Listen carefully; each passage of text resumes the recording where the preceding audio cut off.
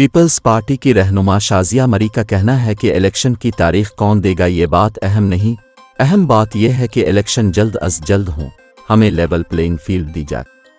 Peoples party की central executive committee का इजलास बिलावल हाउस लाहौर में आसिफ जरदारी और बिलावल भुट्टो की जेर सदारत हुआ। इजलास के बाद मीडिया ब्रीफिंग में शाजिया मरी का कहना था कि आम इंतखाबात के लिए तारीख कौन देता है ये पीपल्स पार्टी की बहस नहीं, हमारे लिए मईशत भी ज़रूरी है और इलेक्शन भी। हल्का बंदियां अगर ज़रूरी हैं तो इलेक्शन की तारीख का भी ऐलान होना चाहिए। शाजिया मरी का कहना था कि सदर ममलकत ने इलेक्शन की तारीख तजवीज़ करके इबहाम पैदा करने की कोशिश की है।